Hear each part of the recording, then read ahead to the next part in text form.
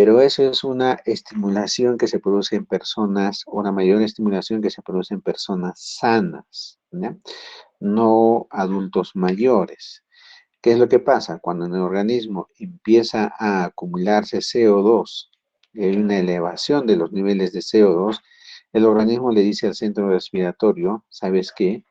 Tienes que respirar. Por eso la estimulación química directa es por hipercapnia o acidosis metabólica, ¿no? ¿Por qué hablamos de acidosis metabólica? Porque recuerden ustedes que los hidrogeniones no atraviesan esta barrera hematoencefálica. El CO2, disculpen, el CO2 no logra atravesar la barrera hematoencefálica, lo que atraviesa son los hidrogeniones, ¿ya? Ahora, eh, pero en personas, adultos mayores o en personas que tienen enfermedades pulmonares crónicas, la estimulación química indirecta se va a dar por los quimiorreceptores aórticos y carotídeos, ¿no? Aquellos que están a nivel de las arterias carótidas y los receptores aórticos. Ahora, en estos casos, la principal estimulación es la hipoxemia, ¿no? Lo que sucede es que ya no es la acidosis ni la hipercapnia, sino la hipoxemia, valores bajos de oxigenación. Entonces, en lo que le dice estos valores bajos de oxigenación al organismo, esa es que tienes que mejorar el trabajo respiratorio, ¿no? Y lo está estimulando. ¿Qué es lo que pasa cuando nosotros tenemos pacientes ancianos o con enfermedades pulmonares crónicas? Van a ver ustedes que muchas veces las licenciadas les ponen 90, 94, 95% de saturación como el oxígeno. Entonces se va a producir una hiperoxemia en el organismo. Y como el estímulo es indirecto, por los quimiorreceptores aórticos y carotídeos, lo que le va a decir al organismo, le va a decir, ¿sabes qué? Hay mucho oxígeno, deja de respirar o disminuye la respiración. Y el centro respiratorio va a disminuir su trabajo. Y eso va a llevar a un aumento del CO2. Pero como ya dijimos, el CO2 o la hipercapnia ya no es el estímulo principal. Entonces va a empezar a acumularse CO2 y vamos a tener un paciente inicialmente somnoliento, estuporoso, comatoso y finalmente va a llegar a la muerte. Mucho cuidado con los procesos de oxigenoterapia, sobre todo en adultos mayores y en enfermedades pulmonares crónicas. No es necesario que lleguen a una saturación mayor al 90%. Que estén con una oxigenación entre 85 y 88% está bien. ¿Por qué? Porque en los adultos mayores y en los pacientes con enfermedades pulmonares crónicas, el principal estímulo es la hipoxemia relativa y debemos de mantener esa hipoxemia relativa. Muy bien, Andrea, continúa, por favor.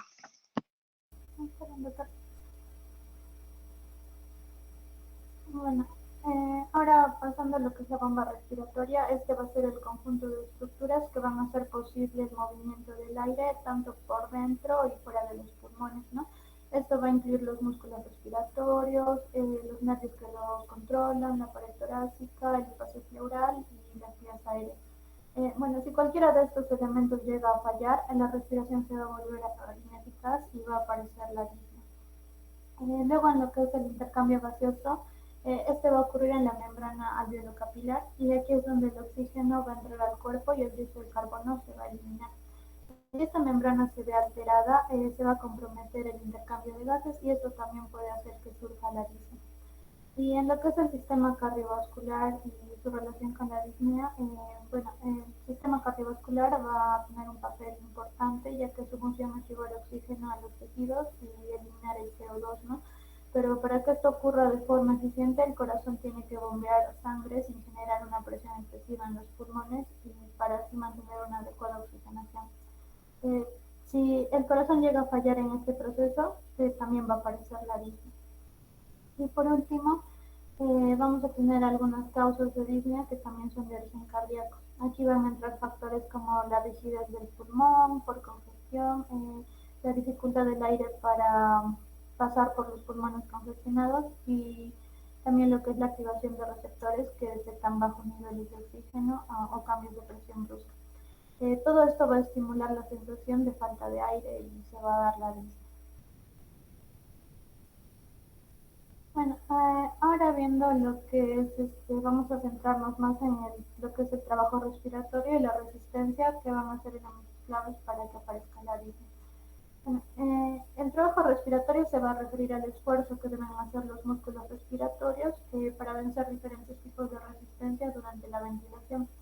Este esfuerzo va a aumentar cuando alguna de estas resistencias se va a ver alterada y eso va a generar la sensación de dificultad para poder respirar.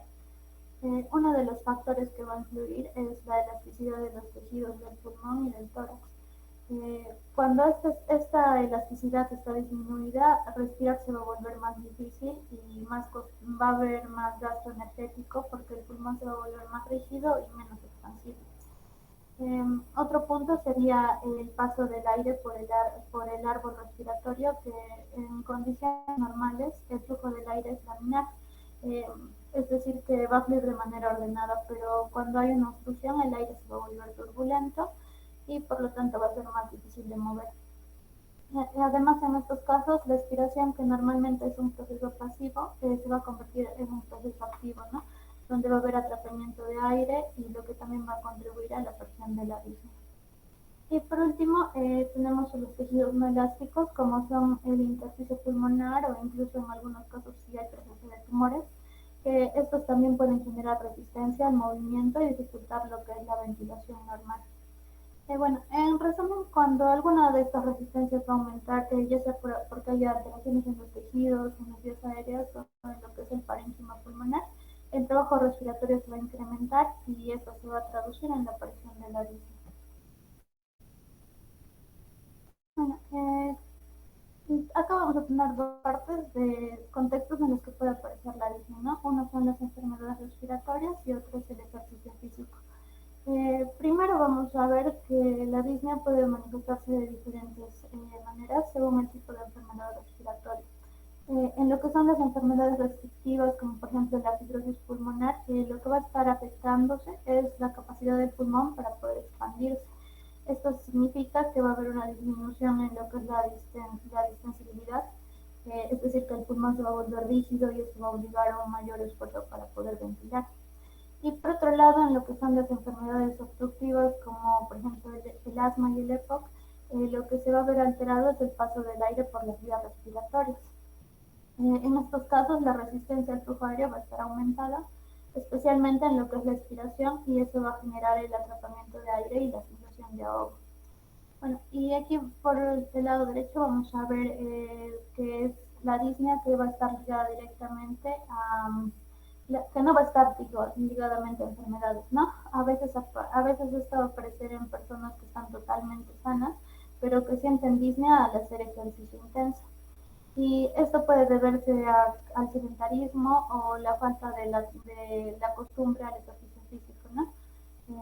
Y por eso el cuerpo no va a estar preparado para las demandas. Y bueno, es importante entender que la disnea puede tener múltiples causas, ¿no? Algunas patológicas y otras relacionadas simplemente con el nivel de actividad física, que se pueden dar en personas que están totalmente sanas. Bueno, ahora pasando a lo que es la etiopatogenia, la etiopatogenia van a venir a ser los mecanismos por los cuales se van a producir las enfermedades, es decir, cómo se van a alterar las funciones del cuerpo en respecto a una enfermedad.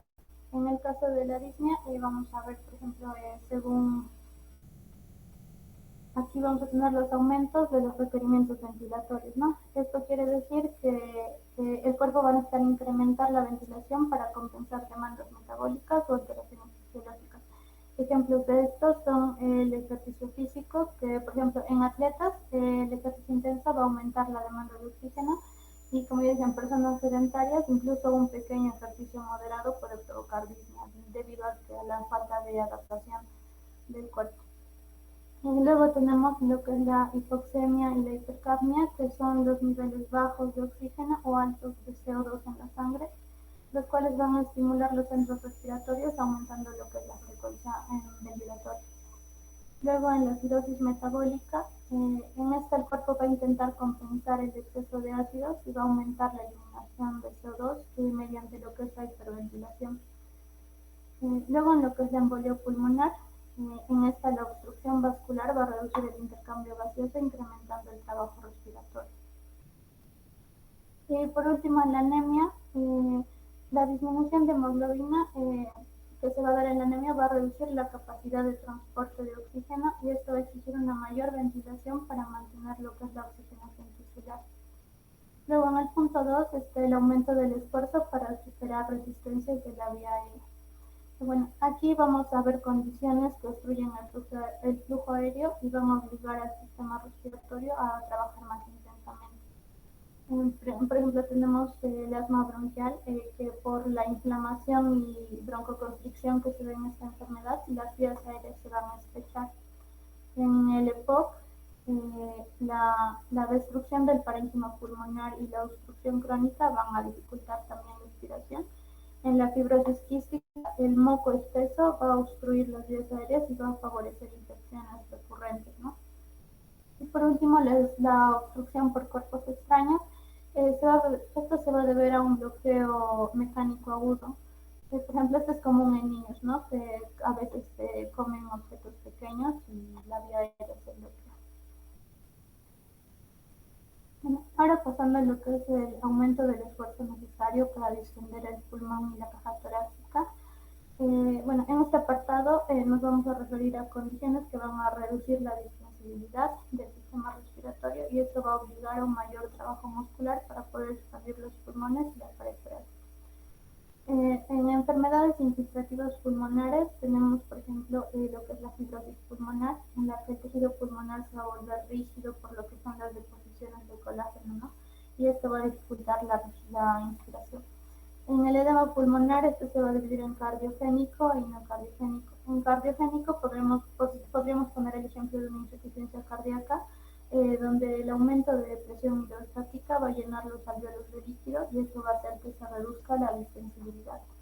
Y en no cardiogénico, pongamos de ejemplo el síndrome de dificultad respiratoria aguda, en la que la inflamación de la membrana alveolocapilar va a provocar un edema.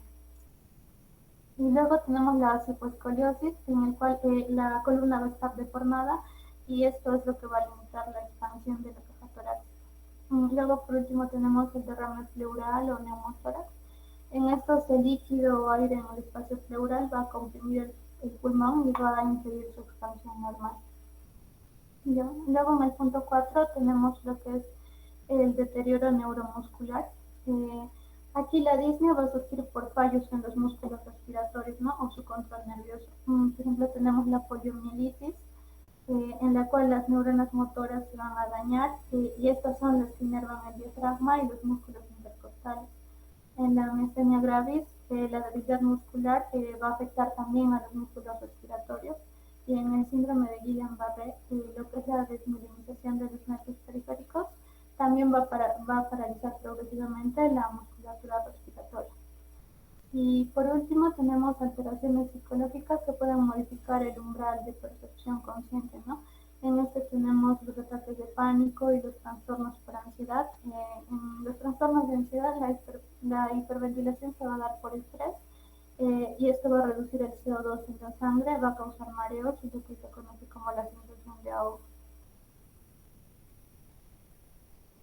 Ahora, para hablar de su clasificación, Ahora, por favor, retrocede un poquito tu diapositiva.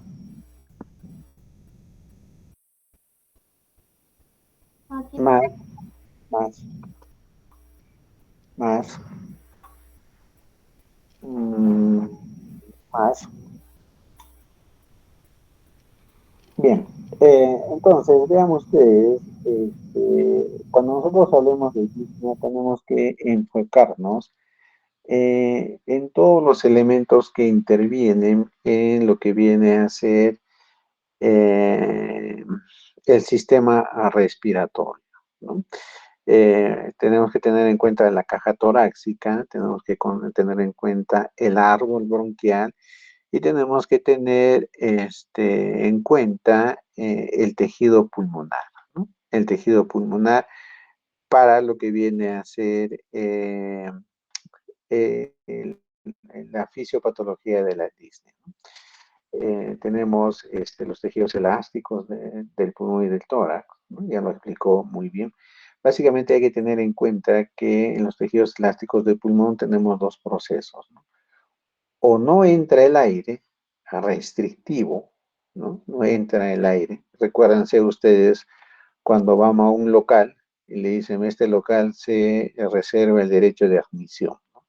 Les restringen el ingreso. Todo proceso restrictivo es no ingresa adecuadamente el oxígeno. Y todo proceso obstructivo es no sale adecuadamente el oxígeno, ¿no?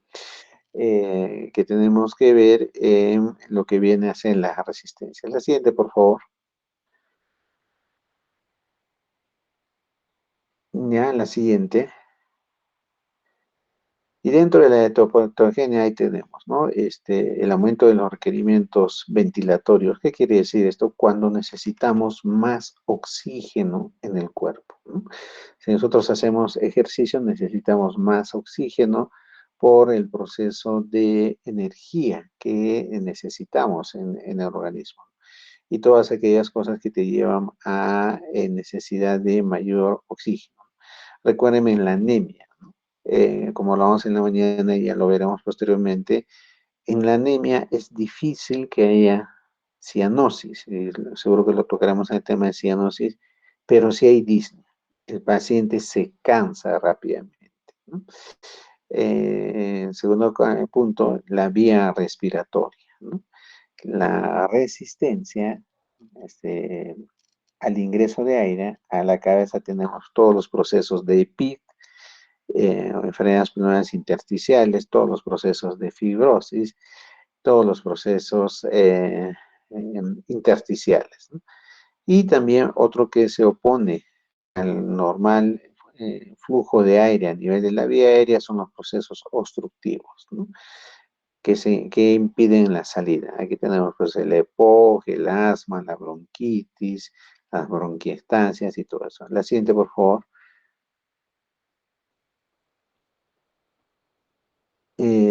Esto tiene que ver mucho con la caja torácica, ¿no? Toda aquella patología o aquellas situaciones que altera la distensibilidad de la caja torácica y del pulmón te va a producir trastornos también de Disney, ¿no? El deterioro neuromuscular. ¿Por qué el deterioro neuromuscular? Porque el nervio es el que ordena pues al músculo a que efectúe el trabajo respiratorio. Es el músculo el que hace posible que ingrese o no ingrese al aire en los pulmones, ¿no? Entonces, todas aquellas enfermedades que afecten los nervios o el músculo, como por ejemplo el Guillain-Barré, que es una parálisis progresiva, la miastenia grave, te va a producir disnea porque produce una alteración de la distensión, ¿no? Y también debemos de tener en cuenta que es algo muy frecuente, ¿no? Estos trastornos psicológicos de los pacientes. ¿Cuál es la clave? El paciente te va a venir diciendo que le falta el aire, va a estar hiperventilando, tiene una sensación de que se va a morir, pero está hiperventilando. Y lo característico es siempre que te va a decir que su mano, sus miembros superiores, están queriendo paralizarse. Entonces, eso es un trastorno de ansiedad. Porque el paciente dice, me falta el aire, la satura si está con saturación 98, 99%. Tengo la sensación de que mis brazos se están paralizando. Como muy bien ya lo explicó Andrea, eso se produce por una disminución del dióxido de carbono. Cuando nosotros hiperventilamos por un proceso de ansiedad, aumentamos la frecuencia respiratoria. Al aumentar la frecuencia respiratoria, estamos eliminando mayor CO2, ¿no? Hay una disminución de la cantidad de CO2 o de dióxido de carbono que normalmente debemos de tener en el organismo. Y esta disminución de dióxido de carbono lleva a esa sensación de parestesias, de hormigueo y sensación de parálisis de miembros superiores, ¿no? Entonces, todo paciente que te venga y te dice, este, ¿sabe qué? Me falta el aire, se me está paralizando los brazos, siento que me voy a morir, lo saturas y está con una saturación bastante elevada, lo más probable es que se trate de una disnea de origen psicológico. Ojo, puede ser pregunta de examen, ¿no? Continúa, por favor, Andrea. Bueno, ahora pasando a lo que es la clasificación. En relación con la severidad que va a presentar la disnea, se va a utilizar la clasificación funcional de la New York Heart Association, que es más conocida como NIA. Esta se va a dividir en 4 grados. La primera va a ser la disnea que solo se presenta con esfuerzos grandes o extenuantes, como por ejemplo correr largas distancias, subir varios pisos.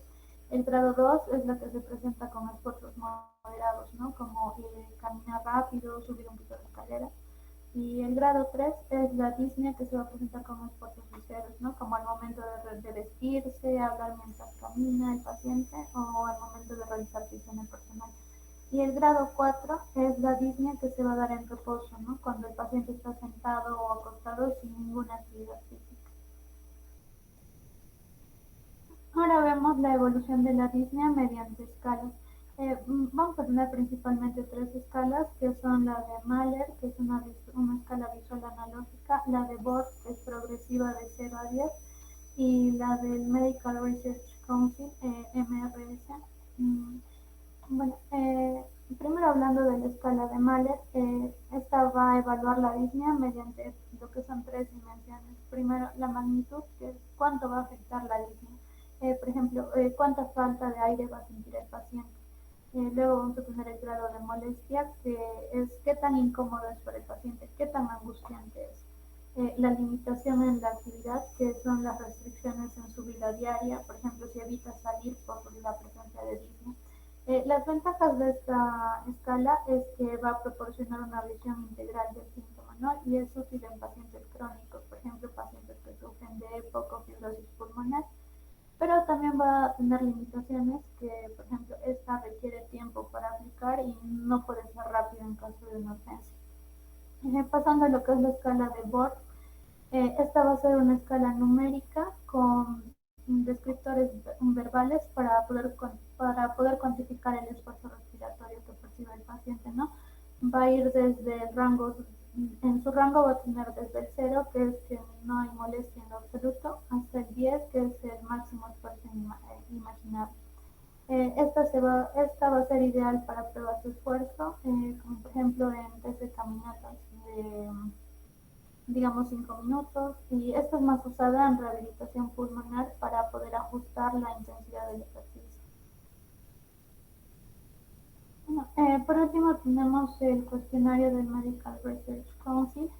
Esta se va a usar para evaluar la gravedad de la disnea en pacientes con enfermedades respiratorias crónicas. A diferencia del New York Heart Association, es que la NIA va a estar más enfocada en lo que son cardiopatías y el MRC se centra en actividades cotidianas y este se usa más en lo que es el campo de la neumología.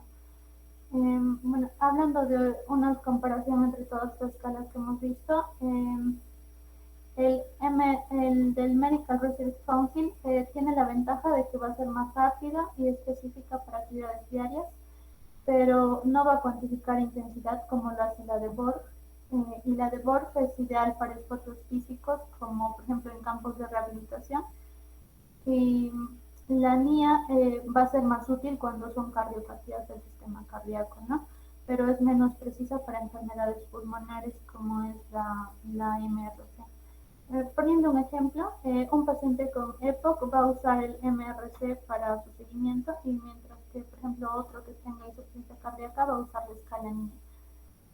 Y bueno, el cuestionario del Medical Research Council va a ir desde el grado 0, que es la ausencia de ahogo, excepto realizar un ejercicio muy intenso, hasta el grado 4, que es la falta de aire, con solo vestirse, levantarse sin realizar ningún ejercicio físico intenso. Eso sería todo, doctor.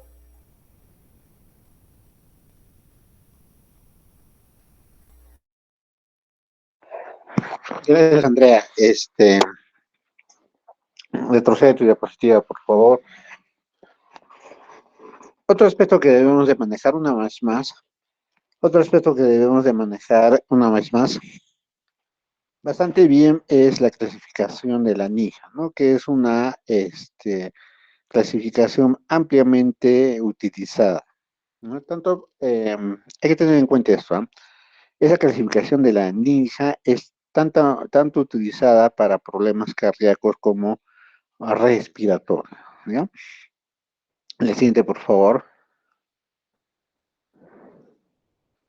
La siguiente. Y la clasificación del MRC, ¿no? Algunos autores eh, dicen que esta clasificación de Medical Care Council es básicamente para problemas respiratorios, ¿no? Entonces, hay que tener en cuenta, la de NIJA es válido para ambos problemas. La MRC es válido básicamente para problemas de causa o disnea de causa respiratoria. Hay que tener en cuenta esta diferencia y estar claros en qué clasificación estamos según de acuerdo a lo que refiere el paciente. Ojo, también puede ser pregunta de examen, ¿ya? Muchas gracias, Andrea. Seguimos con Andrea Milagros, por favor. Mientras Andrea Milagros presenta su diapositiva, marquen su asistencia en el chat, por favor. Doc, yo no soy después de Andrea Chávez. Disculpa. Yo no soy después de Andrea Chávez. Doc, me toca después de Andrea, Cristina. Ah, ya. Sí, Entonces vamos con Cristina, disculpa.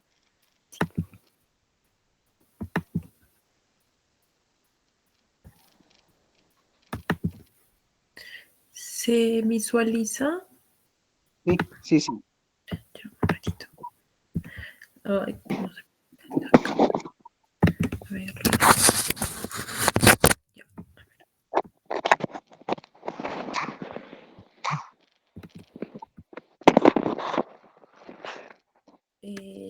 ya bueno, doctor, buenas noches y compañeros, buenas noches. Continuando con la exposición de disnea, ahora vamos a hablar de lo que son las formas clínicas de presentación, el enfoque diagnóstico, anamnesis, examen físico, exámenes complementarios y evolución. Ya, primero, para hablar de las formas clínicas de presentación, vamos a hablar que estas van a aparecer por una velocidad de instauración. ¿A qué nos referimos con esto? Nos referimos a que esta se basa en la rapidez en la que aparece y la dificultad con la que se puede presentar. Este puede ser una disnea aguda o una disnea crónica. En el caso de sea de una una disnea aguda, esta va a tener una aparición súbita brusca o paroxística y esta va a tener un tiempo de evolución que puede variar de minutos a horas y esta va a aparecer sobre todo en los servicios de urgencias. Hay que tener en cuenta que este puede estar acompañado de dolor precordial y si hablamos de lo que es síndrome agudo de miocardio, en acá tenemos que ver cuáles son los factores de riesgos asociados.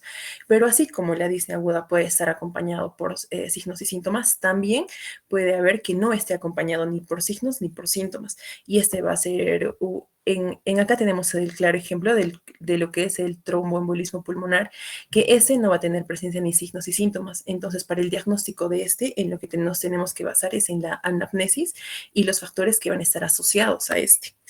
Ejemplos de la disnea aguda tenemos lo que es la ansiedad, hiperventilación, asma bronquial, traumatismos pulmonares, neumotórax, obstrucción por cuerpos extraños y edema agudo de pulmón, ya sea cardiogénico o no cardiogénico. Luego, si hablamos de lo que es la disnea crónica, Esta va a tener un tiempo de evolución de lo que es de semanas a meses, y esta va a presentarse sobre todo en consultorios. Esta va a tener una aparición progresiva, ¿no? Y esta sobre todo va a aparecer en personas que tengan un historial de enfermedad cardiopulmonar. Ejemplos de esto tenemos lo que es el EPOC, lo que es la insuficiencia cardíaca crónica, obesidad, anemias, enfermedades neuromusculares y enfermedad del intersticio pulmonar. Y el cuadro que se puede visualizar básicamente es un resumen de todo lo que les acabo de explicar. Luego, siguiendo con las formas clínicas de presentación, primero hablamos de cómo... Entonces, tu diapositiva. Ok, ok, ya. Bien, tenemos que ir articulando algunos conceptos. Recuerden esta clasificación que nos presenta Cristina sobre la Disney, ¿no? Que va a estar muy relacionado con lo que viene a ser la insuficiencia respiratoria aguda o crónica. Mire, no hay una definición exacta en temporalidad. La disnea aguda es aquella que dura entre minutos a horas, quizá hasta un día o 2 días, pero no hay una definición, ¿no? Exacta. Igual, la insuficiencia respiratoria aguda es aquella que dura entre minutos a horas o días, ¿no? Sin embargo, la disnea crónica es aquella que dura semanas a meses. Lo mismo para la insuficiencia respiratoria crónica, semana a mes. ¿Por qué quiero hacer esta excepción, Manu? Al hablar de insuficiencia respiratoria tenemos que tener en cuenta esta aguda crónica. Insuficiencia respiratoria aguda, muy relacionada a disnea aguda. Insuficiencia respiratoria crónica, muy relacionada a disnea crónica. Y ustedes ya han visto cuando se rotan los hospitales, pacientes con problemas pulmonares crónicos le ponen insuficiencia respiratoria aguda, como que su disnea fuese de tipo aguda.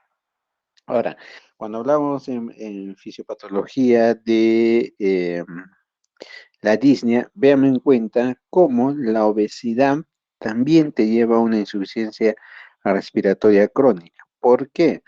Porque la obesidad dificulta el trabajo de los músculos respiratorios y por ende la elasticidad torácica, ¿no? Entonces la obesidad también te lleva a una insuficiencia respiratoria, a una disnea crónica, ¿ya?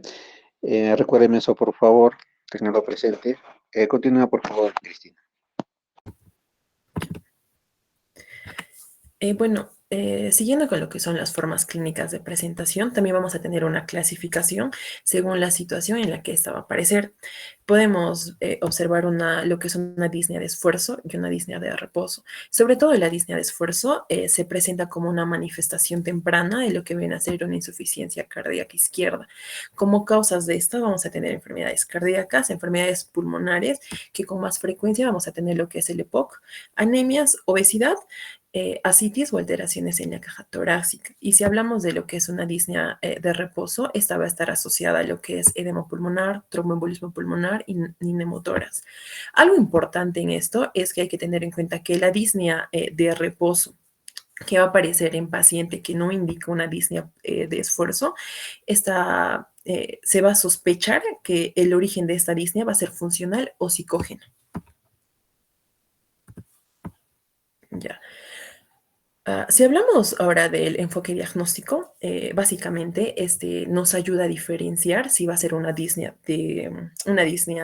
de causa cardíaca o de causa respiratoria. Primero, si hablamos de una disnea de causa cardíaca, esta puede aparecer por esfuerzo o por reposo. La disnea por esfuerzo, ¿no? Se indica que el individuo normal va a realizar mucho esfuerzo y por eso va a aparecer la disnea.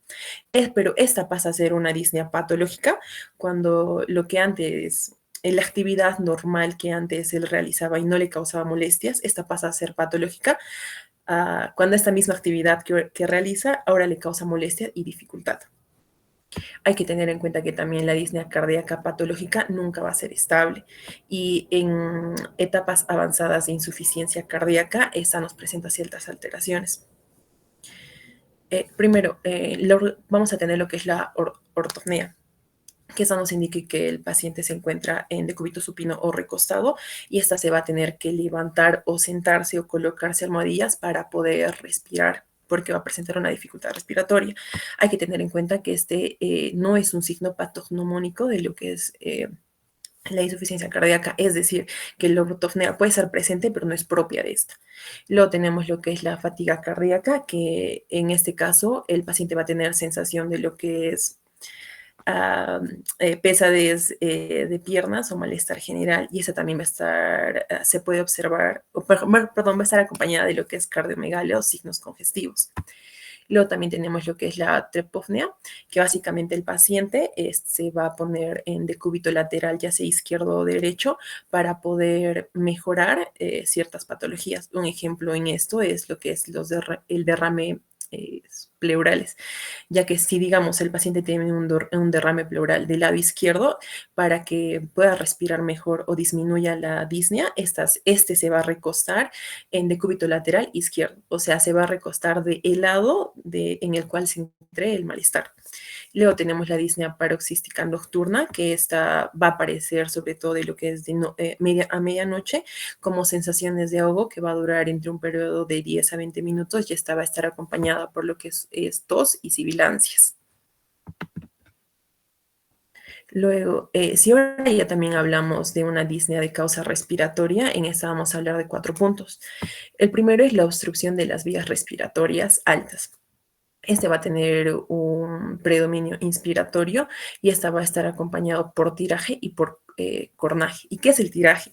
El tiraje va a ser la depresión inspiratoria de los huesos supraesternales y supraclaviculares, y el cornaje ya también va a ser un sonido ronco y grave por la obstrucción obstrucción laringea y obstrucción traqueal.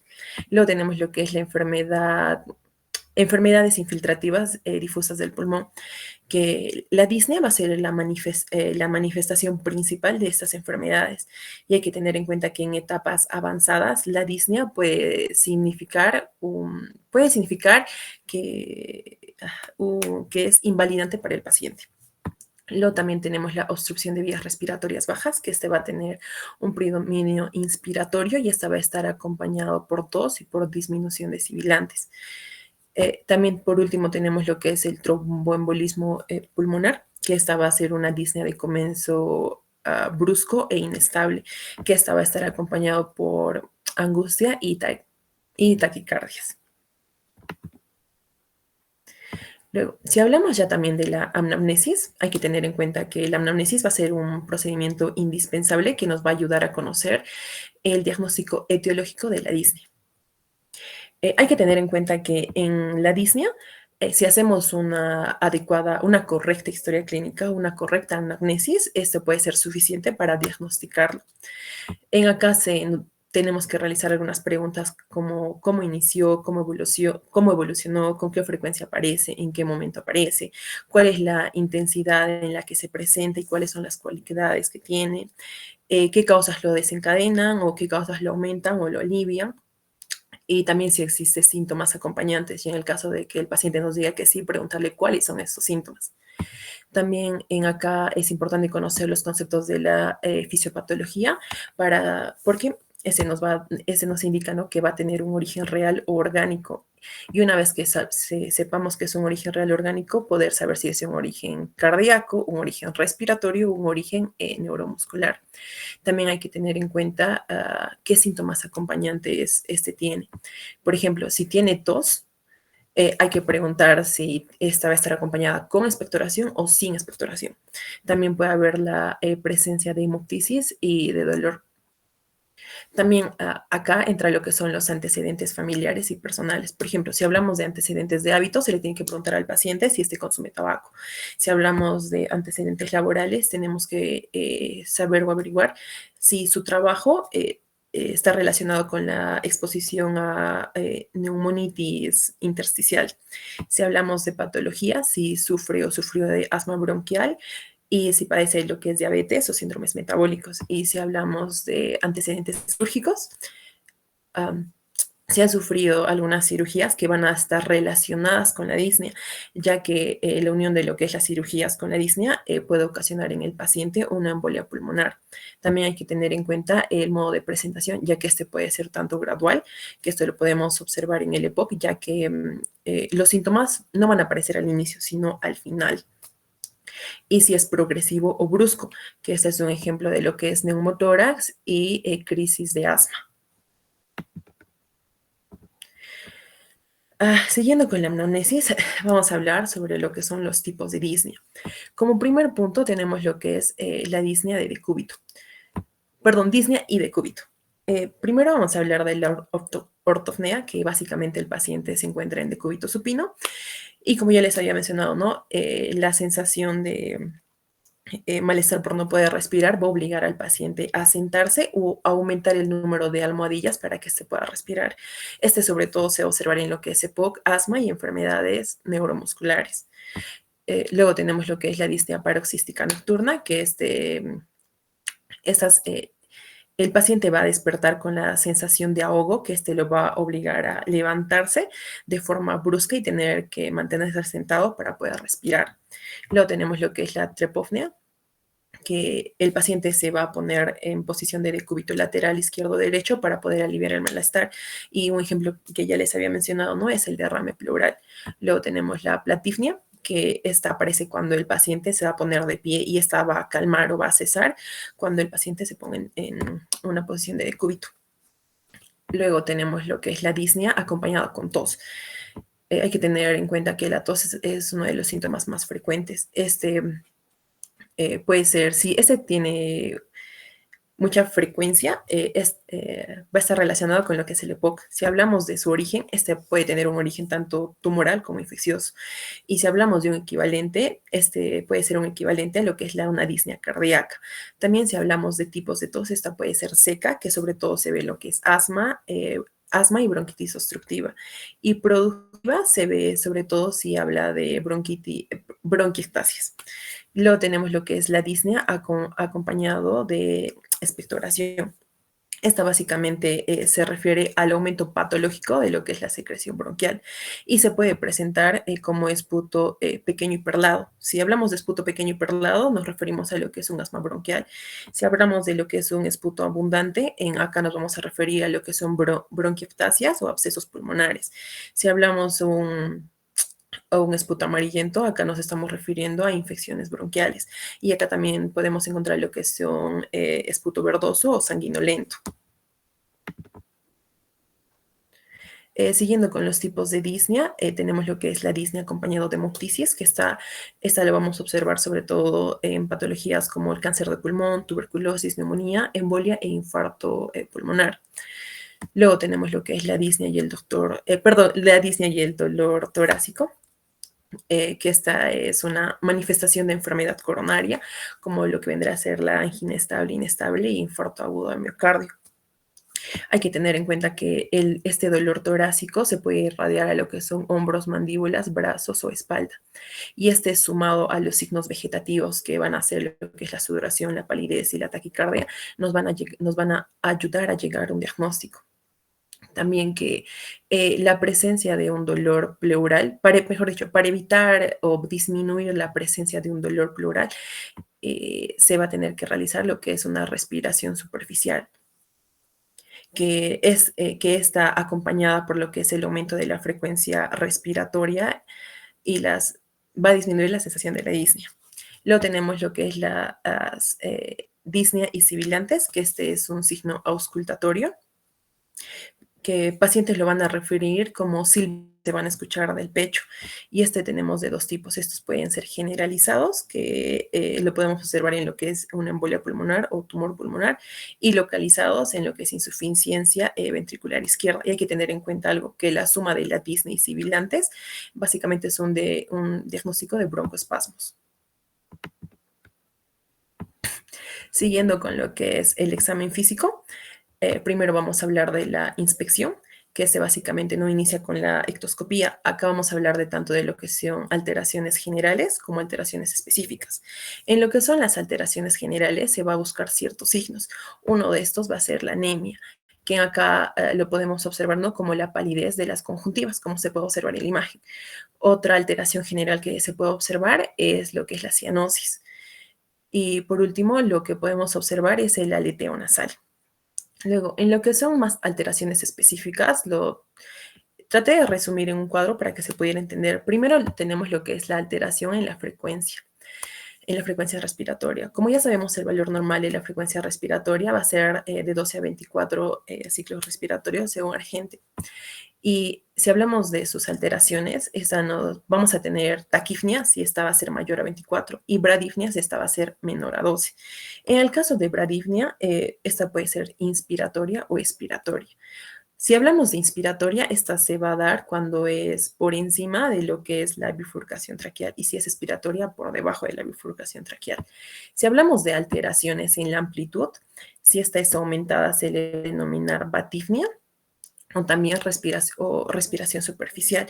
Pero hay que tener en cuenta si el paciente presenta batifnia con bradifnia, esto es un signo de lo que vendría a ser hipoguasma. Y si hablamos de la disminución que se le denomina hipopnea o respiración superficial, esta hipopnea sumada a lo que vendría a ser la taquifnia es una expresión clínica de una disnea de origen cardíaco. Luego, si hablamos de alteraciones en las fases respiratorias, acá vamos a hablar de disnea inspiratoria y disnea expiratoria. En lo que es la disnea inspiratoria, vamos a hablar de lo que es el cornaje, estridor y tiraje. Ya, primero, hablando del cornaje, este va a ser un ruido ronco y grave, que lo vamos a observar en lo que es la inspiración, como una obstrucción laringea o traqueal. Si hablamos del estridor, ese ya también va a ser un ruido agudo y ruidoso en el tiempo inspiratorio, como una obstrucción parcial de lo que vendría a ser la área superior respiratoria. Y si hablamos de tiraje, como ya les había mencionado, esta es la presencia es la depresión de las fases supraesternales, supraclaviculares, espacios e intercostales. Luego tenemos lo que es la disnea expiratoria, que en la disnea expiratoria vamos a hablar de lo que es cambios del patrón respiratorio, que vamos a tener restrictivo y obstructivo. En el caso de que este sea restrictivo, este se va a presentar como una taquifnia y una hipofnia. Y en el caso de que este sea obstructivo, este se presenta como bradifnia. Luego tenemos lo que es los signos de la insuficiencia cardíaca, que este puede ser por una falla anterógrada o una falla retrógrada. Si hablamos de una falla anterógrada, vamos a observar la presencia de piel fría, húmeda. Y una falla retrógrada, la presencia de estertores crepitantes. Cristina, un segundito, por favor, retrocede. Bien, entonces hay que tener en cuenta esas alteraciones específicas que muy bien lo ha resumido Cristina. Recuerden de esos cuadros, solamente para especificar que batifnia es la respiración profunda. Cristina lo dijo superficial. A ver, vean ustedes, la frecuencia puede ser taquifnia o bradifnia. Recuerden, pues, de las personas que nosotros decimos son bradisíquicos, ¿no? ¿Qué quiere decir bradisíquico? Que tiene un pensamiento lento. Entonces, todo lo que es bra es lento, ¿no? En este caso, bradipnia, respiración lenta, que como bien nos dijo, puede ser inspiratoria o expiratoria. Inspiratoria es en vías respiratorias aéreas grandes, ¿no? Sobre todo extratoráxica, ¿no? Y la expiratoria es más abajo, ¿no? En vías respiratorias intratoráxicas. Ahora, batifnia es la respiración profunda, ¿no? Respiración profunda. Recuérdense, pues, de la baticueva de Batman. La baticueva de Batman siempre pues estaba en la profundidad. Batifnia, profundo. Hipofnia, superficial. Ahora, relacionado con lo que es la disnea inspiratoria y expiratoria, relacionando ambos cuadros, la disnea inspiratoria, y ya lo dijo Cristina con la bradifnia, ¿no? Que puede ser inspiratoria a nivel de las grandes vías respiratorias, faringe y tráquea, ¿no? Cornaje, estridor, tiraje. Y la disnea expiratoria es más a nivel de bronquios intratorácicos, ¿no? ya podemos tener el trastorno restrictivo o obstructivo que nos va a producir una bradypnea expiratoria. Ojo con esto, téngalo en cuenta, puede ser pregunta también de examen. Continúa, Cristina, por favor. Ya. Continuando lo que es el examen físico, ahora vamos a hablar de lo que es la palpación. En la palpación, básicamente vamos a hablar de lo que son las vibraciones vocales, ya que estas pueden encontrarse elevadas o no pueden encontrarse. Si hablamos de lo que son las vibraciones vocales elevadas, vamos a hablar de lo que es la condensación pulmonar, que esta básicamente, ¿no? Es que los espacios que van a estar llenos de aire se van a cambiar por líquido pus o por un exceso de aire. En ejemplo, en este tenemos lo que es el derrame pleural, y acá vamos a tener lo que es el cambio de aire por líquido. Y en el neumotórax, que este va a ser un exceso de aire de lo normal. Luego tenemos lo que es las vibraciones vocales eliminadas. Eso se va a dar sobre todo por la presencia de atelectasias y este lo vamos a observar en la obstrucción, lo vamos a observar como obstrucción de la luz bronquial y como comprensión secundaria de derrame pleural. Continuando, vamos a hablar ahora de la percusión, que vamos a tener dos zonas, lo que es la matidez y el timpanismo. Si hablamos de la matidez, es la sonoridad disminuida, que solo podemos observar en lo que es en derrame pleural, condensación pulmonar, y luego tenemos el timpanismo, que este es el aumento de la resonancia, que esto lo podemos observar en neumotórax y en enfisema. Luego, como último paso del examen físico, vamos a hablar de la auscultación. En acá podemos encontrar 7 hallazgos. El primero que vamos a encontrar es un murmullo vesicular disminuido. Este se observa, ¿no?, en lo que es el tiempo de la expiración y este lo vamos a observar en lo que es en enfisema, derrame pleural y neumotórax. Luego tenemos lo que son los estertores crepitantes, que este sobre todo lo vamos a observar en insuficiencias cardíacas. Luego tenemos lo que es el soplo brónquico o tubárico, que esta básicamente va a ser la sustitución del murmullo vesicular por un ruido intenso o rudo. Este va a ser tanto inspiratorio como expiratorio y este se puede observar en lo que es la neumonía. Luego tenemos lo que es el soplo pleural, que se va a hacer un ruido más suave. Este se va a observar en la expiración y se puede observar en derrames pleurales. Luego tenemos sibilancias y roncos, que se lo podemos observar si es diseminado en lo que es el asma bronquial y EBROC. Y si hablamos de sibilantes y roncos localizados, lo podemos observar como obstrucciones por un cuerpo extraño. Perdón, por obstrucciones de un cuerpo extraño. Luego tenemos los estertores de tipo de velcro, que eso se observa en fibrosis pulmonar difusa. Y por último tenemos estertores húmedos mucosos o de burbuja, que lo podemos observar en lo que es bronquitis agudas o crónicas y presencia de secreción del árbol bronquial.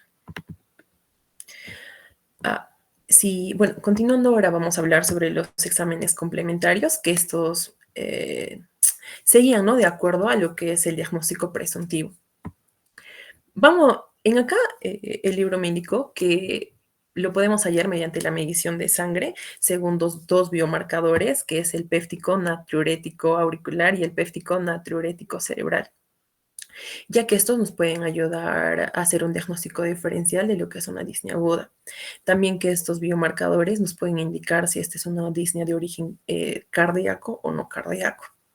También tenemos otros exámenes complementarios, como son el hemograma en casos de anemias, poliglobulia o el aumento de leucocitos por infecciones. Tenemos también la radiografía de tórax en el caso de lo que son neumonías, atelectasias. Tenemos lo que es el electrocardiograma en casos de enfermedades coronarias, espirometría en asma bronquial, EPOC, enfermedades restrictivas, ecocardiograma en valvulopatías, gasometría arterial en lo que es insuficiencia respiratoria o acidosis. Y por último tenemos la saturometría en lo que es la hipoxemia y la hipoxia. Ya por último, tenemos lo que es la evolución. En la evolución básicamente vamos a hablar de una evolución cardíaca y una evolución respiratoria. En lo que es la evolución cardíaca, vamos a hablar de patologías como lo que es la estenosis mitral y la insuficiencia mitral. Por ejemplo, en lo que es la estenosis mitral, la disnea va a ser un síntoma temprano. y este va a tener un tiempo progresivo, es decir, que va a ir de... va a aumentar progresivamente. Y luego tenemos lo que es la insuficiencia mitral, que esta ya también va a ser una disnea tardía y esta va a ser una evolución rápida. También hay que tener en cuenta que la disnea paroxística es la primera manifestación en lo que son cardiopatías, como en lo que es la insuficiencia cardíaca global o edemas periféricos. Y también esta nos puede desarrollar problemas pulmonares y va a haber la presencia de estertores crepitantes. También que esta se desarrolla una disnea de esfuerzo. Luego, si hablamos de lo que es la evolución respiratoria, acá vamos a tener lo que es el edema agudo de pulmón, que esta va a estar acompañado de lo que es ansiedad, palidez. Luego va a predominar lo que es la cianosis y la sudoración. En acá también podemos observar las fases disneicas, como lo que es el aleteo nasal. Luego tenemos el tromboembolismo pulmonar, que este lo podemos observar de tres tipos. Primero, una disnea de episodios menores, que esta va a ser una disnea que solo va a aparecer con esfuerzo. Luego, una disnea permanente, que esta va a ser un compromiso del árbol pulmonar como consecuencia de una hipoxemia. Y luego tenemos cuadros masivos, que estas van a ser disneas considerables o paroxísticas. Ya por último, siguiendo con lo que es la evolución respiratoria, vamos a hablar de una disnea suspirosa o una disnea periódica. Si hablamos de una disnea suspirosa, esta básicamente es una respiración ruidosa o aparatosa, que se va a presentar como suspiros hondos y repetitivos. Como primer cuadro tenemos lo que es la neurosis cardíaca, que esta básicamente aparece por lo que son las fobias y los miedos a presentar algún problema cardíaco o incluso llegar a la muerte. Este se puede desarrollar en pacientes sanos o en pacientes con cardiopatías. En el caso de que sean pacientes sanos, este mayormente se da porque el paciente sufre de lo que es hipocondria. Luego, como segundo cuadro, este está presente en ataques de crisis o de pánico, ya que este se origina sobre todo por lo que es la ansiedad y este puede originar lo que es el corazón de soldado, corazón irritable o síndrome de Costa. Luego tenemos la disnea periódica, que esta básicamente es la alteración en el ritmo respiratorio. ¿A qué nos referimos a esto? Que va a haber primero una hiperpnea, luego una pausa que sería una apnea y luego otra vez una hiperpnea. Y así va a ser aleatoriamente. A esto lo denominamos lo que es la respiración de Cheyne-Stokes, que este va a ser, ¿no?, el aumento gradual y progresivo. En acá podemos observar que este puede ser típico y recurrente, sobre todo en cuadros terminales, pero si esta aparece en cuadros terminales, ya este es un signo de un mal pronóstico para el paciente. Y también este puede ser más atenuado, ya que este se puede presentar como causa de la insomnia. Y si hablamos en pacientes cardiópatas, este se le denomina como disnea de la iniciación de sueño, del sueño. Esa sería la bibliografía. Gracias.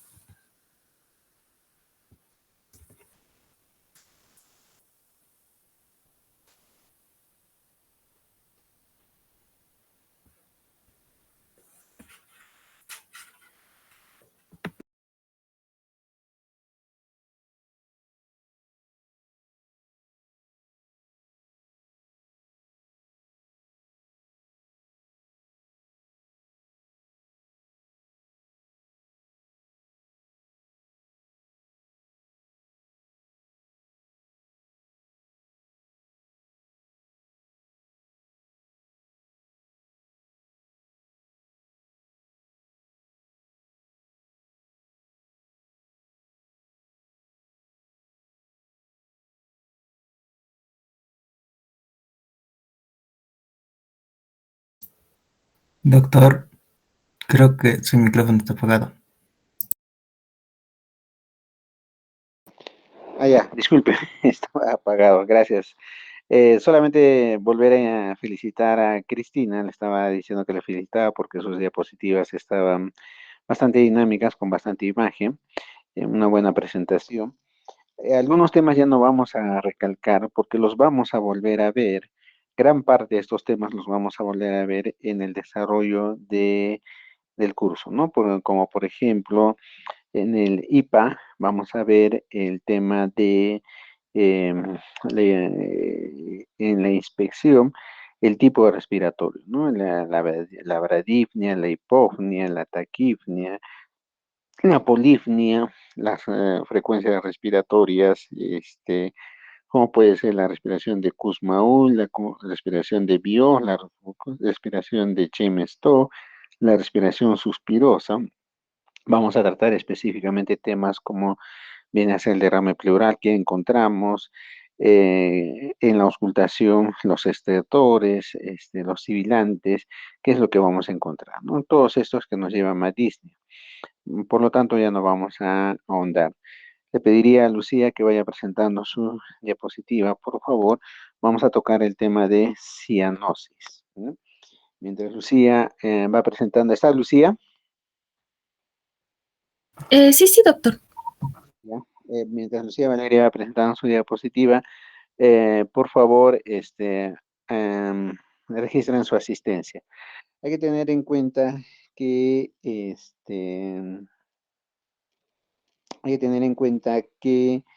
en este tema de lo que viene a ser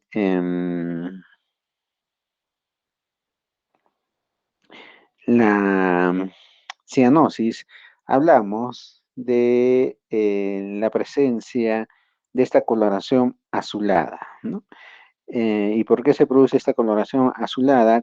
Cuando los niveles de desoxihemoglobina, recuerden ustedes que se denomina desoxihemoglobina a la hemoglobina que no tiene o no está unida al oxígeno. Por eso es desoxi, sin oxígeno o hemoglobina reducida. Hablamos de esto cuando tenemos más de 5 gramos por decilitro de esta hemoglobina que no está unida a el oxígeno. Bien, empieza por favor, Lucía, Valeria.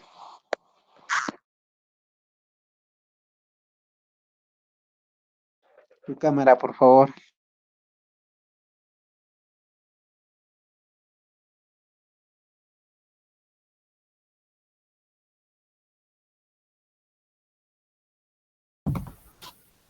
Ya está, doctor. ¿Se puede visualizar? Sí, inicia por favor. Ya. Doctor, buenas noches. Compañeros, buenas noches. En esta oportunidad les voy a hablar sobre la cianosis. La cianosis es un signo clínico que se va a caracterizar por la coloración azulada de la piel y de la mucosa. Esto debido a que hay un aumento anormal de la hemoglobina reducida, que sería mayor a 5 gramos sobre decilitro. Sabemos que la hemoglobina reducida es la hemoglobina desoxigenada. Pero hay una hemoglobina oxigenada, que sería la oxihemoglobina. La capacidad de oxígeno de la hemoglobina reducida sería 0. En cambio, en la sangre arterial sería de 0,75 aproximadamente. Y en la sangre venosa de 4,5. En cambio, en la oxihemoglobina, que sería la hemoglobina oxigenada, en la capacidad de oxígeno sería 15, en la sangre arterial de 14,25 y en la sangre venosa de 10,5. La fisiopatología. En la hemoglobina, primero vamos a ver 4 cadenas peptídicas, que va a ser 2 cadenas alfa y 2 beta. Y va a tener, esas cadenas van a tener 2 grupos, más que todo el grupo globina y más el grupo hemo. Estos grupos van a transportar cada uno 4 moléculas de oxígeno. Entonces, el oxígeno lo que va a hacer, se va a unir al hierro, pero en estado ferroso. Sabemos que la hemoglobina también va a tener 2 tipos, ¿no? Que es la desoxihemoglobina o la hemoglobina reducida y la oxihemoglobina. La desoxihemoglobina va a ser 500 veces menos afín por el oxígeno. Por ende, esta desoxihemoglobina va a ser tensa y va a tener el color azulado. En cambio, la oxihemoglobina va a ser más relajada, ¿no? Y el color va a ser rojo. La fisiología normal, ¿no? Es oxigenar nuestra sangre, ¿no? Digamos, logrando tener un contenido de oxígeno adecuado, lo que nos va a conllevar a una baja cantidad de la hemoglobina reducida, que sería, ¿no?, aproximadamente de 0,75 gramos sobre decilitro. Entonces, el oxígeno va a ser transportado a los tejidos periféricos. Y los tejidos periféricos lo que va a hacer es extraer el oxígeno. Entonces, por ende, al extraer el oxígeno, la sangre que va a volver a los pulmones, ¿no?, va a poseer la hemoglobina con menos cantidad de oxígeno, pero va dentro de un rango normal, ¿no?, que como se ve acá, de 4,50 o 4,5. Pero, por ejemplo, en una hipoxemia, lo que va a suceder es que va a haber una baja presión de oxígeno en la sangre. Entonces, va a haber un mayor contenido de hemoglobina reducida. Entonces, por ende, al extraer, digamos, los tejidos el oxígeno, la hemoglobina va a aumentar y por eso se va a producir la cianosis. También, por ejemplo, en el aumento del metabolismo tisular, va a ser al revés. La presión de oxígeno va a ser normal, pero en cambio aquí los tejidos van a extraer más oxígeno de lo normal. Entonces también va a producir un aumento de la hemoglobina reducida, por ende va a producir la cianosis. También voy a hablar un poquito sobre la curva de disociación de la hemoglobina. Aquí en la curva de disociación de la hemoglobina va a ser una relación que va a existir entre la presión parcial de oxígeno en el plasma y la saturación de hemoglobina por el oxígeno. Acá vamos a encontrar la P50, que la P50 es la presión parcial de oxígeno necesario para poder nosotros conseguir una saturación de hemoglobina del 50%. Más o menos aproximadamente va a ser de 26 milímetros de mercurio, que sería lo normal, ¿no?, en personas sanas. Entonces, se dice mientras que la P50 es más alta, va a haber una menor afinidad de la hemoglobina por el oxígeno. Pero va a haber mecanismos, ¿no?, que digamos, y factores que van a estar involucrados en esta curva. Cuando la curva se va a ir hacia la derecha, va a haber una menor afinidad del oxígeno, o hacia el oxígeno. En cambio, cuando la curva va a estar hacia la izquierda, va a haber una mayor afinidad hacia el oxígeno.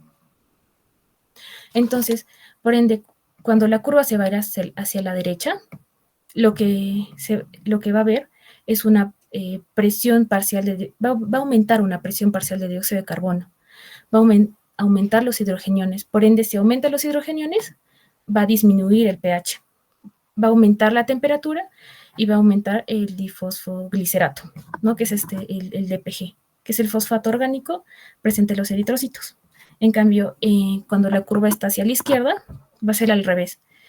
Va a haber una disminución del DPG, disminución de la temperatura, también una disminución de los hidrogeniones. Por ende, si disminuye los hidrogeniones, va a aumentar el pH y también una disminución de la presión parcial de dióxido de carbono. Tenemos la clasificación. En la clasificación de la cianosis se va a separar en 3 tipos. En la cianosis central, la cianosis periférica y la cianosis mixta. En la cianosis central, lo que se va a caracterizar, ¿no?, va a haber una insaturación arterial de oxígeno o los variantes de la hemoglobina con afinidad por el oxígeno. Más que todo, en la cianosis central se va a encontrar en los labios, en la lengua, en la mucosa bucal. En la cianosis central no va a desaparecer con el aumento de la temperatura a comparación de la cianosis periférica, que esta sí va a desaparecer con el aumento de la temperatura o con el masaje. Esta cianosis central va a haber una alteración generalizada, ¿no?, por la presencia de la sangre desoxigenada en todo el torrente sanguíneo. Y más que todo, su patogenia se va a desarrollar por la hipoxemia, o se va a relacionar con la hipoxemia. Tenemos la cianosis periférica, que aquí sí va a haber una saturación arterial normal, pero va a haber una desaturación venosa, va a haber una desaturación venosa. Entonces, aquí en la cianosis periférica En la cianosis periférica se va a caracterizar porque va a ser fría y más que todo se va a dar en los miembros inferiores, superiores también, en las orejas y nariz. Esta puede ser reversible y va a mejorar con el masaje. También quería decir que en la sangre que va a salir del corazón, aquí en la cianosis periférica, va a ser oxigenada y mientras que se va, digamos, va llegando a los tejidos, recién va a ser desoxigenada. En cambio, en la cianosis central, la sangre que va a salir del corazón va a ser de frente desoxigenada. Y tenemos la cianosis mixta. La cianosis mixta es la mezcla de las dos cianosis, de la central y la periférica, ya que va a haber una insaturación arterial y una insaturación arterial y insaturación venosa. Entonces, más que todo en la cianosis mixta, son originalmente centradas y se va a ser vinculadas a la presencia de cortocircuitos cardíacos o pulmonares de derecha o izquierda, que esos van a provocar la entrada de sangre venosa a la arterial. También tenemos un tipo de cianosis, que es menos común, que sería la cianosis diferencial, que esta cianosis solo va a afectar a los miembros inferiores y no a los superiores.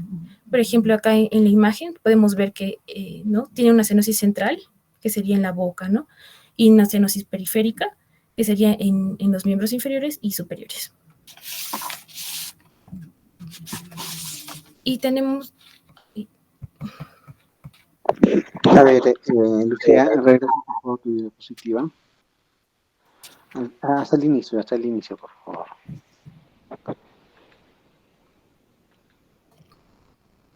Bien, entonces, solo para aclarar unos conceptos, ¿no? Nos dijo muy bien Lucía de que la cianosis se produce cuando tenemos una presencia de sangre sin oxígeno, la llamada hemoglobina o la desoxihemoglobina o hemoglobina reducida que no tiene oxígeno mayor a 5 gramos por decilitro. Pero esto es en sangre capilar. Ojo, sangre capilar. No estamos hablando, que pase el avión por favor, un segundito.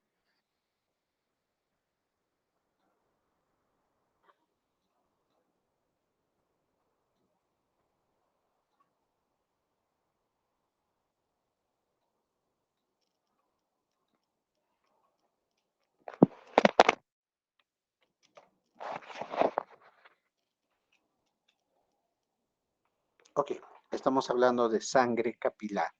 No estamos hablando a nivel de lo que viene a ser ni sangre arterial ni sangre venosa. Si ustedes ven el cuadro de 0,75 en la columna final de hemoglobina reducida, en sangre arterial más o menos tenemos 0,75 y en sangre venosa 4,50. Va más o menos por ahí, por 5 gramos por decilitro. Pero tiene que ser mayor a 5 gramos por decilitro en sangre arterial. La siguiente, por favor. Sangre capilar, disculpen, sangre capilar. La siguiente. Bien, acá nos ha hecho una buena explicación de la fisiopatología de lo que viene a ser la hemoglobina. La siguiente, por favor.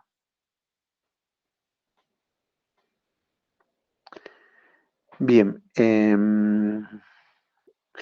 puedes regresar, por favor. Ok.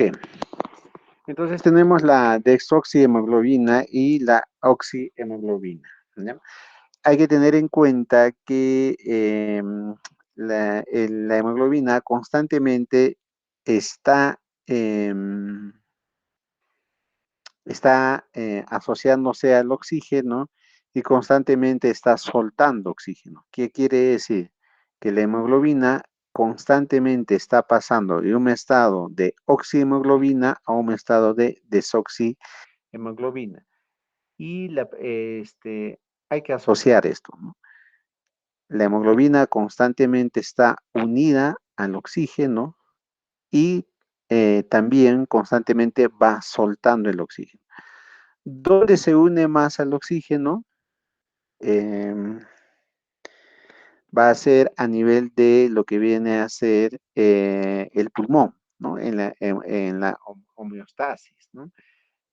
Ahí es donde una vez que la sangre salga del pulmón, va a salir pues una sangre oxigenada, quiere decir rica en hemoglobina unida a oxígeno. Si la sangre, una vez que sale del pulmón, no sale con la suficiente cantidad de hemoglobina unida al oxígeno, quiere decir que hay una buena cantidad de hemoglobina sin oxígeno, ahí estamos hablando de una cianosis central. Ahora, ¿dónde la hemoglobina entrega el oxígeno? Es a nivel de los órganos diana, ¿no? Porque para eso lleva pues el oxígeno. A los órganos diana, corazón, riñón y también a la periferia, ¿no? Entonces, cualquier proceso que incremente la extracción de oxígeno a nivel periférico, porque normalmente vamos dando oxígeno, pero si hay cualquier proceso que aumente la extracción de oxígeno, nos encontramos frente a una cianosis periférica, ¿no? La siguiente, por favor. Bien, y esta es pues la curva de disociación de la hemoglobina, que nos habla de la capacidad de unirse la hemoglobina a el oxígeno, el hambre que tiene la hemoglobina por unirse al oxígeno. Vean ustedes rápidamente la línea azul, vemos que está, subimos por la gráfica por el lado izquierdo hasta 80, ¿no? Llegamos a 80, 82, 84 y vemos abajo que está con 50, ¿no? Vemos abajo que está con 50, ¿no? Entonces quiere decir que si nosotros tenemos una saturación de oxígeno del 80%, más o menos, la cantidad de oxígeno, de hemoglobina que se encuentra con oxígeno hasta el 50%. No es lineal, es una S itálica, ¿no? ¿Qué es lo que va a producir la disociación o el desplazamiento de la curva hacia la izquierda, ¿no? Hacia la izquierda, el punteado verde, todos los procesos de acidosis, ¿no?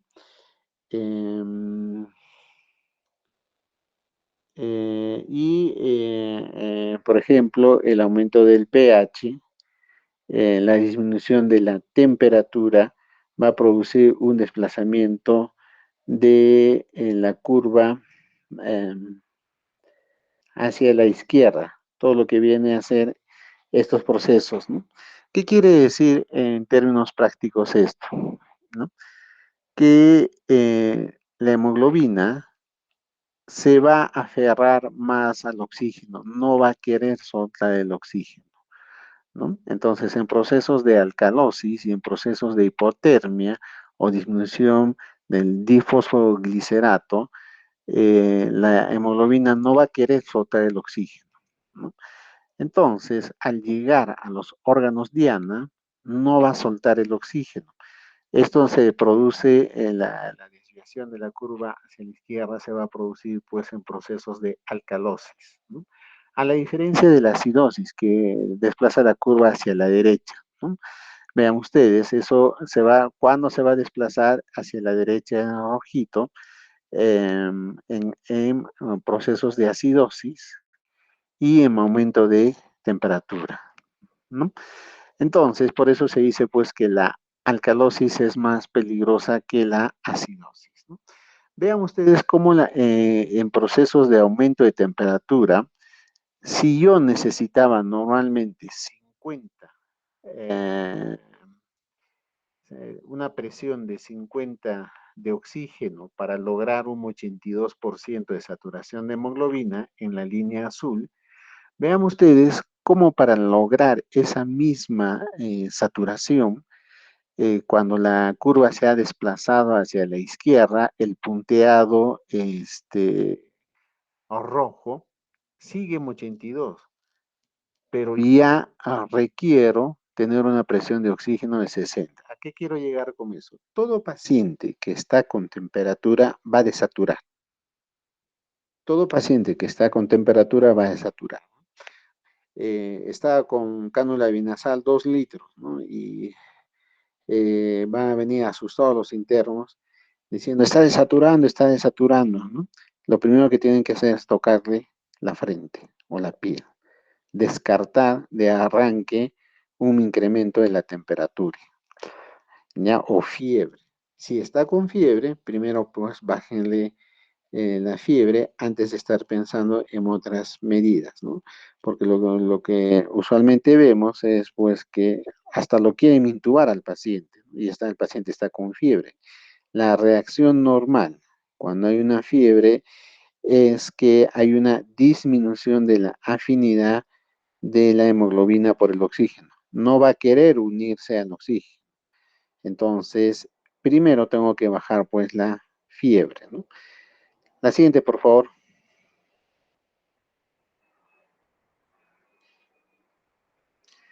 Bueno, entonces ya hablamos de cianosis central, ¿no?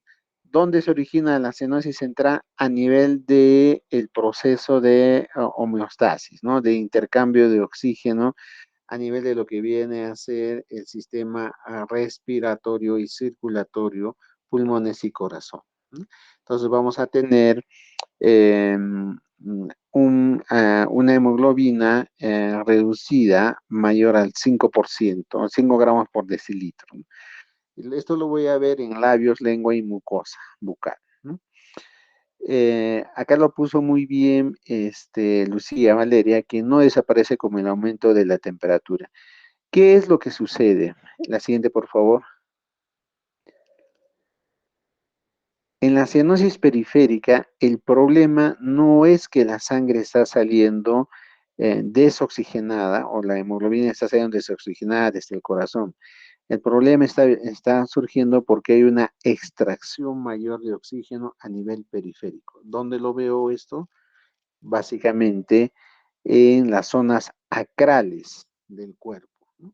Puede ser los dedos de la mano, los dedos del pie, la punta de la nariz o los lóbulos de las orejas. Por ejemplo, si yo estoy con hipotermia o estoy con frío, ¿qué es lo que va a producirse? Va a producirse una vasoconstricción, ¿no? Y esta vasoconstricción va a este, disminuir la velocidad del flujo sanguíneo en estas zonas. Al disminuir la velocidad del flujo sanguíneo en estas zonas, los tejidos van a extraer mayor oxígeno de la sangre, ¿no? Por una éstasis sanguínea. Vamos a extraer mayor oxígeno. Por eso, si yo caliento estas zonas periféricas, ¿qué va a producir el calor local? Vasodilatación. Al dilatarse los vasos, el flujo sanguíneo va a volver a la normalidad y por eso desaparece la cianosis periférica. Entonces, una característica de la cianosis periférica es que en la medida que yo caliente, le ponga bolsita de agua caliente, le haga masajes, le frote, pero que caliente la mano, va a mejorar y va a desaparecer la cianosis periférica. Por eso lo vemos ahí, el enlentecimiento del flujo sanguíneo, mayor extracción de oxígeno por los tejidos que se encuentran ahí y se va a dar en zonas acrales, ¿no? Puede ser reversible, mejora con el masaje. ¿Por qué? Porque el masaje produce calor. Puede mejorar con el masaje o le pones una bolsita de agua caliente o lo abrigas bien o mantas precalentadas. Va a mejorar esa cianosis. Si mejora, es periférica. El problema no es central. La siguiente, por favor. Bueno, y la cianosis mixta, donde hay ambos procesos periféricos se están dando, ¿no? Ambos procesos, tanto se está dando en paralelo una, una cianosis periférica y una cianosis mixta, ¿no? Usualmente el prototipo de esto es la insuficiencia cardíaca, pues, ¿no? La insuficiencia cardíaca te va a congestionar los pulmones. Al congestionarte los pulmones, va a disminuir el proceso de intercambio de oxígeno, entonces la sangre desde los pulmones, ya es, desde el sistema respiratorio pulmonar, ya está saliendo con bastante hemoglobina reducida, está saliendo. Y a la par, la insuficiencia cardíaca te va a producir un enlentecimiento en la circulación periférica. Entonces, el prototipo de la cianosis mixta va a ser, pues, la insuficiencia cardíaca, ¿no? Y está la cianosis diferencial, que lo vamos a ver en persistencia del conducto aórtico, ¿no? O más que persistencia, en la presencia de eh,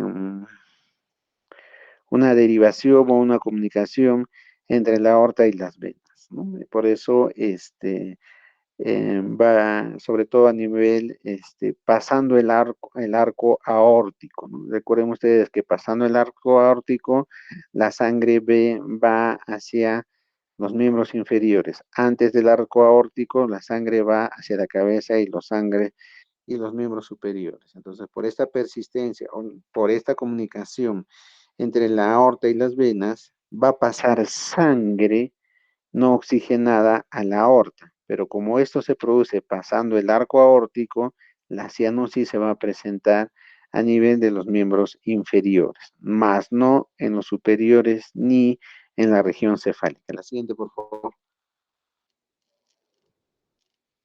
Bien, continúa, por favor, Lucía Valeria. Ok, doctor. Continuando con la exposición.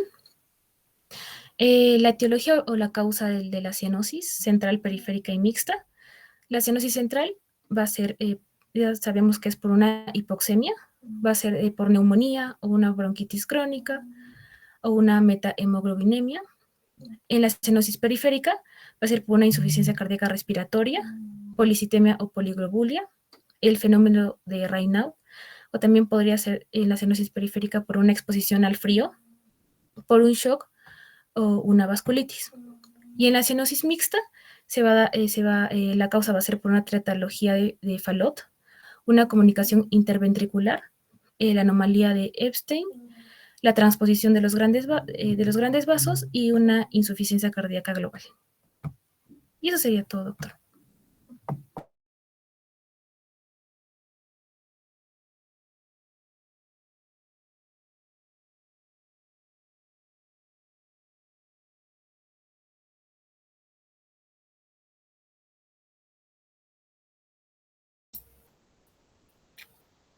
Doctor,